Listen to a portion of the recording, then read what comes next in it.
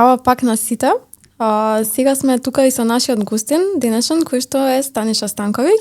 долгогодишен активист за правата на децата и младите од самохрани и еднородителски семејства, а откако е студент на Факултетот за политички науки во Белград, му се појавува и љубовта за истражување на младински политики, кои што исто така ги засегаат овие млади луѓе, но и сите во социјалната сфера. Му велам здраво на Станиша, кој што ми е и соработник, но и долгогодишен пријател, и затоа ми е особена чест што денеска сум тука со него. Здраво на сите, и стварно ми е многу драго, и се надам дека што повеќе млади ќе не слушаат и ќе доприме до што повеќе наши членови и ќе дознаат нешто повеќе за нас и што го правиме. Така е. Станиша исто така е дел и од Сдруженијето за млади од семејна разновидност, во кое што веќе долги години заедно застапуваме, лобираме и правиме многу други интересни работи. Меѓутоа, јас денеска сакам да го прашам за некои други по фокусирани теми, ама прво сакам да започнам бидејќи ние тука ни сите овие наши подкасти ќе зборуваме за тоа како е да се расте во еден тип на семејство кое што е доста поразлично од она што вообичаено го знаеме, а тоа се млади од семејна разновидност, нели во случајот ти растеше со самохрана мајка. Какво е твоето искуство и што би сакал да споделиш со нас денеска? Ја мислам дека поконкретно со доаѓање новите времења, да кажем, и со се повеќе големиот активизам за овие семејства, ситуацијата доста се сменува. Од почеток пред се јас кога бев и помал и заедно со мајка ми не сме имале доволно и можности, не сме имале доволно, да кажем, ресурси да добиеме некоја поддршка, не само финансиска, него и останати поддршки што дали од граѓанскиот сектор, дали од државата. И мислам дека еден од клучниот аспект од тоа време во денешното општество е информирањето и намалената стигматизација кон овие семејства, дека тие стварно постојат и дека со се повеќе истражување гледам дека стварно некој почнал да се занимава со оваа тема и на некој начин дава поддршка и за овие семејства, пред се за родителите, а потоа и за младите кои што доаѓаат од ваков тип на семејство. Да, се согласувам и нели нормално се чувствувам, тоа го знаеме веќе низ годините, бидејќи живееме во држава каква што живееме. Моето следно прашање би било дали веруваш дека се уште има стигматизација во однос на овие семејства, односно дали мислиш дека се уште се дискриминирани во некој поглед, дали луѓето не се свесни за тоа што им се случува на овие семејства и така натаму? Ја мислам дека во денешно време стигматизацијата е префрлена на разведените брачни партнери, поготово на разведените жени и се почестите разводи кои што ги гледаме во медиумите и социјалните мрежи, а пред се предизвикани од некои фактори кои што ние или ги немаме до крај разбрано, или до крај не се истражени. Мислам дека повеќето е стигматизацијата на нив, отколку на самохраните родители во буквалната смисла на што значи самохран родител. И мислам дека моментално тежината е наменета за разведените жени, поготово кои што имаат деца и кои што за жал и поради правни пречки, но и ограничување страна на средините во кои што се наоѓаат, се мета на односно жртви на стигматизација. Зошто мислиш дека е тоа така? Може ли исто така и да ни објасниш разликата меѓу самохрано и еднородителско семејство, бидејќи сметам дека ние многу пати го имаме ова кажано, но како што и самиот знаеш, бидејќи најмногу ги читаш законите од кај нас од Сдружение, многу често среќаваме еднородителски семејства или млади од еднородителски семејства, а тоа не е никаде дефинирано. Може ли да ми кажеш нешто повеќе за тоа? Зошто е тоа така? Пред се ми е многу драго што Сдруженијето Млади од семејна разновидност работи на воспоставување на праксата. Значи секогаш гледаме дека изворите дали кон правото потекнуваат дали од формални извори или од праксата. Ние повеќе сме фокусирани на праксата тоа што на пример самохраните родители се наоѓаат во делот на поимик во законот за семејство и законот за социјалната заштита и представува родител кога другиот родител починат и чезнате во затвор или му е земено родителското право, а друга страна еднородителските семејства некако е како повеќе термин кој што е наменет за всушност за втората категорија на овие родители, односно разведените брачни партнери кои што имаат деца и за жал комуникацијата помеѓу овие родители е доста ограничена и доста родителите често сами мора да се грижат за детето, иако имаат уште еден родител кој што е тука и фигурира низ документи, низ институции, ама сепак и дури емоционално не е присутен и целиот товар спаѓа на едниот родител. И јас се надам дека во следните подкасти ова разлика ќе се конкретизира и што повеќе ќе се нагласува, бидејќи тоа е едно од клучните термини за понатамошно лобирање пред институциите, но и пред се информирање за овие млади кои што се дел од ваков тип на едно семејство, за нивна лична потреба и за полесно и подобро да допра до што повеќе социјални услуги, образовни права или права кои што ги имаат согласно други закони. Така да. Јас иако доаѓам од самохрано семејство, целиот да речам мој живот ми беше подеднакво криво заради тоа што децата кои што растат со еден родител од некоја друга причина, не уживаат некои од правата кои што се загарантирани кога растеш и како дете од самохрано семејство. И јас сметам дека таа разлика мора да се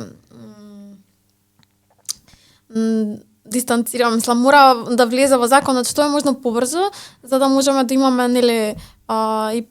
повеќе, и како да кажам, посензитивни да станеме, за да може и тие деца да уживаат, тие млади, да уживаат повеќе права, бидејќи повторно сме сведок на новиот закон за високо образование, каде што се спомнуваат самохрани еднородителски семејства, при тоа не се дефинирани. Па мене тоа исто така малце ме буни. Тоа дава знак дека некој во институциите почнал да зборува на оваа тема, но познавајќи го нашиот систем не е до крај разработен. Од друга страна, тоа дава позитивен сигнал дека некои работи се менуваат и дека се повеќе дали од централната власт, дали од локалната власт, ваквите семејства се препознаени или може да се повикаат токму на одредени закони кои што дали спаѓаат во ранлива група на граѓани, родители кои што се со ниски примања, со исто цел тие да бидат поохрабрени да побараат се оно што им припаѓа како и самохраните родители. Новиот закон за високо образование, поготово за младите од самохрани еднородителски семејства, лично за мене, а претпоставувам и за целата наша таргет група, представува голем успех и нешто што ние во изминатите години сме се борели да го добиеме, правото кој што ни беше скратено со актуелниот закон, и се надевам дека со новиот закон таа неправда ќе премине во правда, а дека ние ќе бидеме задоволни со правото кој што ние го не добиваме право, ние правото си го враќаме како што ни припаѓало. Тоа е многу јасно да се разјасни пред македонската јавност и македонската публика дека ние не добиваме ново право, туку правото кој што веќе ни било со претходните закони, сега се враќа и се потврдува. Неправедно одземено. Така е. Да. Кога сме више кај правата и дека нешто почнало да се размрдува во нашите институции, пошто ти си студент во Србија и учиш политички науки, што значи дека ја учиш и цела Европа, претпоставувам најмногу и другите континенти, ама фокусот ти е на Европа. Што може Македонија да научи за младински политики и за семејни политики и за млади од различни семејства како политики, што може Македонија да научи од тие земји или од европските или од Србија и да го примени и кај нас? Ајде прво ќе почнеме со меѓународната социјална политика, мислам дека е нова научна дисциплина која што до крај не е разработена и дека нешто што ако новите млади истражувачи, младите студенти ги интересира, слободно треба да се впуштат во таа насока. Што се однесува конкретно за социјалната политика, кога зборуваме за социјална политика во светот или во Европа, односно во Европската унија, тука спаѓаат сите они права кои што ги имаат и другите семејства. Пред се базираат на првата, да кажем, има две групи. Првата група тоа е слобода на движењето,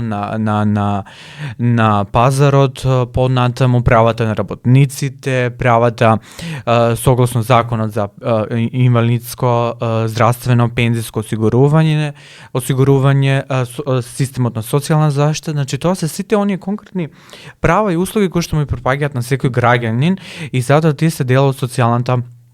политика. Кога веќе навлегуваме во длабочината на меѓународната социјална политика, имаме три модели, три система. Првиот е либерален модел, кој што ни е застапен најмногу во Америка, Велика Британија, Ирска, кои што се земји од англосаксонскиот модел и кои што имаат некое минимално учество или поддршка на пазарот на трудот и ја дава целосна слобода на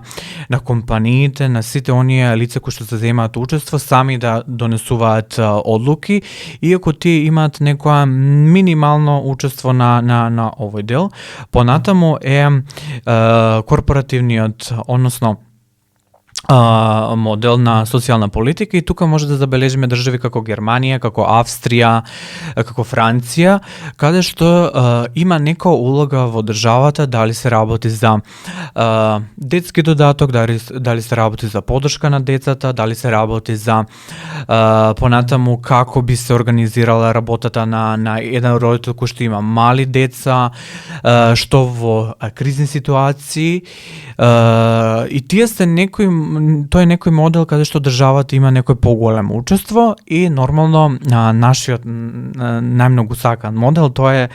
социјално-демократскиот модел кој што е застапен во скандинавските земји, поготово каде што овие семејства, самохраните еднородителските семејства не се гледат низ призмата на сиромаштија, кој што е тука чест поем, туку се гледат како граѓани кои што преку политики за самовработување, поддршка, дали во менталното здравје, дали преку предшколската, основното, средното и високото образование, на секој можен начин да им се помогне на овие деца не да избегнат од сиромаштијата, него сами да создадат можности кои што понатаму би им биле од голема цел во нивниот живот. На еден начин му се дава директна поддршка и тука државата има да кажам водечката улога и водечката титула и на некој начин овие земји, иако по бројот на самохрани родители во Европската унија, Шведска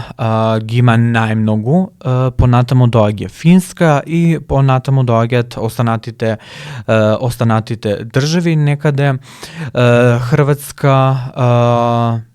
Словенија, нас блиските земји, веќе кога доаѓаме до Србија, до Западниот Балкан, политички кажано, Западниот Балкан почива на еден социјализм кој што претходно го имало и таа политичка историја до ден денеска влие врз различните аспекти и со тоа влие директно врз овие семејства. Што би можеле ние да научиме, еве, најблиску знам од Хрватска добри примери, па и од Србија годинава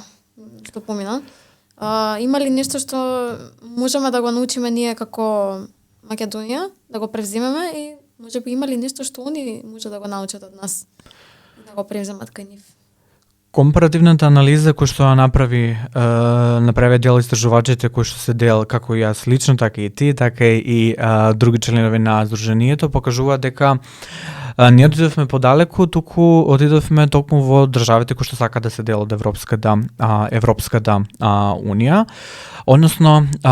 Србија, Босна и Херцеговина и мал дел нешто за Црна Гора кој што го знаеме.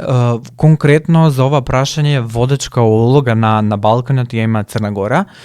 бидејќи во Црна Гора и во Србија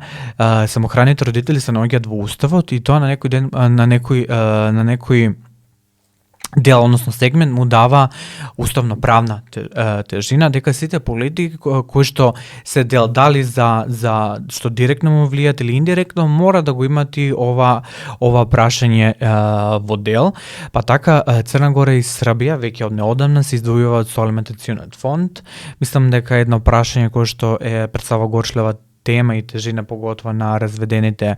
брачни партнери. А што се однесува до останатите политики, тука се поддршка за образованието, различни стипендии, понатаму мерки за платена прва пракса, понатаму детски додаток кој што моментално Србија го има таа највисоката стапка на детски додаток на Балканот, и сите овие мерки на некој начин може да се превземат од овие држави, но исто така и Македонија нешто нуди, а поготово Македонија повеќе застапена во образовниот систем, па така Црна Гора и Србија може да научат од македонскиот образовен систем, каде што скоро во секој дел од образованието ние може да видиме дека децата и младите од самохрани родители се впишани скоро во секој закон, правилник, конкурс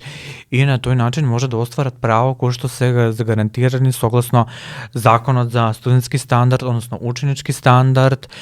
сега законот за високо образование, законот за студентски оброк, понатаму стипендирање и сите оние работи кои што дали преку централната или локалната власт каде што гледаме, се повеќе образовниот систем во Македонија се засилува, па така на некој начин Македонија може да пружи знаење од образовен аспект, односно од образовниот систем, додека пак Србија и Црна Гора може да пружат повеќе од тој социјален систем, односно од семејниот закон. Да, заедно бевме на тоа истражување, се сеќавам и јас. Она што на крајот нели го напишавме беа и неколку иницијативи. За оние кои што не следат, верувам дека знаат. Но за оние кои што можеби прв пат не слушаат или гледаат, што би издвоил за нив? Што би сакал да слушнат, бидејќи работиме на многу работи, но еве да речеме кои ти се најомилените иницијативи на кои што си работел, можеби некои биле успешни, некои не. Дали сакаш нешто такво да ни споделиш? Некои се превземени, нели, извини, и од европските политики. Еве скоро бевме на конференција каде што веќе се зборува за вештачка интелигенција и фамилија, додека ние се уште се бориме за тоа дали треба да плаќаме пола семестар или не. Што би издвоил, еве, како за крај, нели, кои се твоите омилени иницијативи и што би сакал да слушнат и да не поддржат нашите гледачи? Ја мислам дека македонската публика најмногу не препознава, односно сите наши заинтересирани луѓе кои што не следат, не препознава кроз нашата прва иницијатива. Тоа е дефинитивно иницијативата за намалување на партиципацијата на студенти од самохрани семејства и мислам дека во овие 7 години тоа е една од нашата најголема цел и нашата најголема и победа, кој што нормално, како и секоја животна цел, беше препратена со доста пречки, проблеми, што од институционални, што мискомуникација со надлежните органи, но мислам дека со новиот закон за високо образование овој проблем некако го затвараме и мислам дека ќе оставиме на некој начин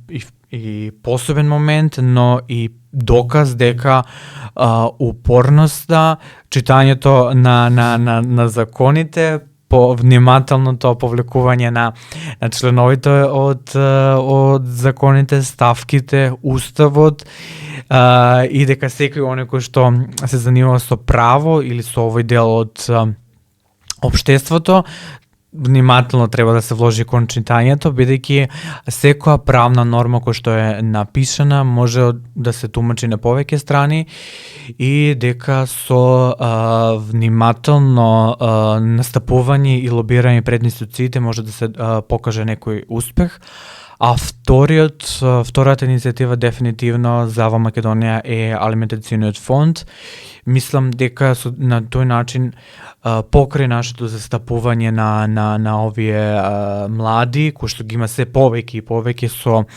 големиот број на разводи, мислам дека ќе стане еден проблем понатаму кој што Македонија, Министерството за социјална политика, демографија и млади треба посериозно да се занимаваат, бидејќи можеби сега гледано Македонија нема да има некој толку голем проблем доколку него воспостави, но мора да напоменеме дека Европската Унија нуди бара од државите да се исполнат одредени цели кои што се наоѓаат во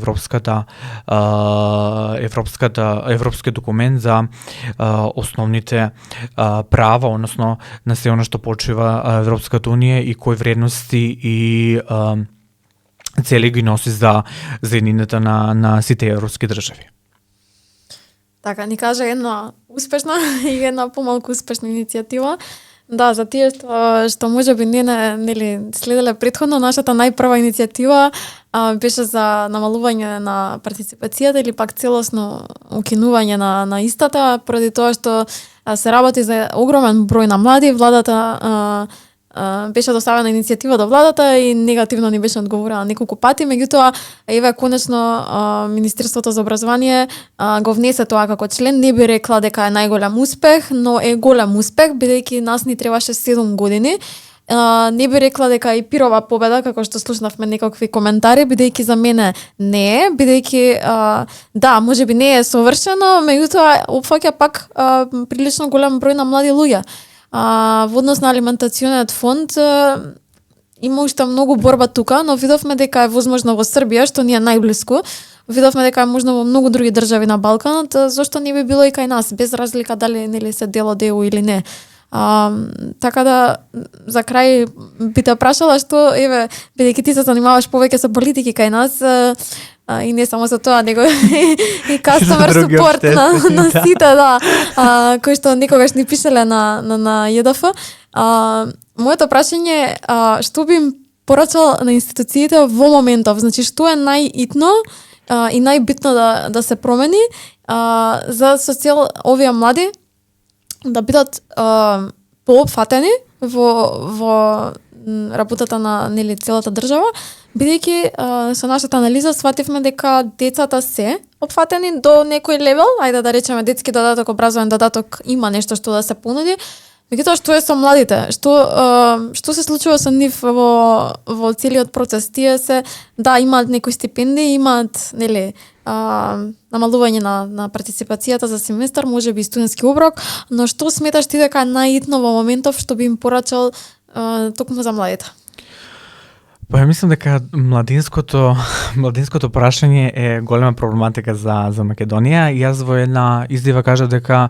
македонските граѓани треба да си ги поддржат македонските студенти кои што студираат на еден македонските универзитети, не патриотско, нешто дека застапуваме голем десничарски патриотизам, туку е нешто што треба да биде нормално и треба македонските институции да ги поддржат и да ги заштитат овие млади, бидејќи не смееме да дозволиме уште поголемо иселување, ако што се случува, а токму од овие млади, бидејќи ако нив му дадат стипендии, ако нив склопот одредени договори кои што дали за пракса, дали за вработување во одредени институции кои што имаат потреба, дали со други мерки државата добива. Дали во различни програми за вработување, не мора тоа да биде само стипендии, него да бидат и некои мерки за вработување. Сите тие можности ќе им дадат и надежно и простор за нивно развивање и со тоа намалување на бројот на корисници на социјалниот систем, бидејќи не може сите да биде дел од социјалниот систем, но тогаш треба да има друга алатка државата кој што ќе ја покрие оваа разлика и ќе им помогне на младите, а оние кои што стварно имаат потреба од социјалниот систем, тука не спаѓаат само млади од самохрани семејства, туку и многу други млади по различни основи имаат потреба од социјалниот систем и просто ние не можеме да правиме некои мерки кои што тие самите не можат да исполнат, бидејќи тие се директни корисници на социјалниот систем, но веќе кога може да направиме некои мерки, кога веќе гледаме дека имаме ни проблем, значи овој проблем со иселувањето на младите не од сега, него со години, ја би кажал и децении назад, токму ќе влие институциите, македонските институции ќе подржат македонските млади граѓани да останат во оваа земја, бидејќи ќе имаме проблем со и понатаму со стручни кадри, со стручни лица кои што ќе треба оваа држава многу сериозно да водат, и мислам дека освестувањето не треба да потекнува само кај носителите на јавните функции, туку и на вработените, а тоа се и центрите социјална работа. Знам дека е критично прашање и критична тема центри социјална работа, но исто така и сите оние други, дали основни, средни училишта, факултети, значи секој од нив си ја носи тежината, но и ја би рекол и одговорноста кон овие млади, не само од самохрани, туку и од различни типови на групации. Фала ти, Станиша. Последно нешто што ќе да прашам, ветувам, дека ние 7 години веќе активно се бориме, работиме на тоа, да се сите различни семејни конструкции еднакво признаени, бидејќи како што нели вели нашиот подкаст Равенката семејство, не е секогаш дека 2+2 е 4, кај нас има многу различни семејни конструкции, имаме самохрани родители, еднородителски семејства, разведени родители, имаме нели се друго што може да се замисли, деца кои што живеат со баба, со тетка, од деца од дом, значи секакви, семејството може да има многу форми, тоа е реално секогаш нашата порака. Она што би те прашала е каква порака имаш и до овие млади луѓе или деца, на каков се начин сме им ние достапни, и што би им кажал да ги охрабриш да ни се придружат или пак едноставно да не следат, да не знам, ето, што би им порачал ти? Ја би им порачал активно да се приклучат, бидејќи целата тежина за овие проблеми ја поднесуваат неколку луѓе кои што се директно вклучени и директно ги носат последиците од ваквиот активизам кој што може да најде на осуди, на негативни коментари, дека ствараме поголем број на разводи. Тоа апсолутно не е точно. Мене ќе ми биде многу драго ако има деца кои што се со своите родители, кои што живеат заедно и кои што ги немаат овие проблеми. А од друга страна, Сдруженијето Млади од семејна разновидност е достапно за било каква идеја, контакт, коментар или прашање кои што го имаат, дали преку Facebook Млади од семејна разновидност, дали на Instagram jdf.mk, каде што директно може да не поддржат, или на нашата нова веб страница. Така да мислам дека сите овие алатки им се достапни, мислам дека ги знаат, но јавно апелирам дека нас ни е потребен уште поголем број на членови, бидејќи и како ние растеме, нашите интереси се прошируваат, сепак доаѓаат млади кои што треба да бидат студенти, дали од сега од октомври, дали ќе бидат прва година во средно образование, тие се директно носители на проблемите кои што овој систем ги има, и мислам дека мораме да најдеме заедничка комуникација помеѓу нив и помеѓу нас, се со цел дали ние кои што имаме повеќе искуство да добиеме некои други идеи, или тоа што не го знаеме дека представува моментално проблем кој што ние сме го поминеле, сме мислеле дека е нормално, а кој што сега тие го поминува, да видиме што може да направиме. И повторно апелирам, активизмот дефинитивно не охрабри, и мислам дека ни даде надеж дека стварно некои работи може преку лично дејствување да ги промениме, иако нашите родители не се познати во јавноста, не сме дел од политички партии, немаме такви некои звучни имења. Мислам дека нашите акции, активности согласно последните промени како се видео, така да ние сме вклучени за што повеќе членови да ни се приклучат. Фала ти многу, Станиша. Истото го порачувам и јас. Заедно сме посилни, кога сме повеќе сме уште посилни. Така да ти благодарам денеска што беше тука со мене. И многу ми е драго, не само ради тоа што веќе 10 години сме другари и 7 години сме соработници професионално, но и заради тоа што те познавам како човек и знам колку имаш вложено во сето ова. Така да ти благодарам многу. Мислам дека подкастот и како ќе влие на овие млади и благодарам многу до целата организација. Да. Фала ви на сите. Така да се гледаме во наредниот подкаст.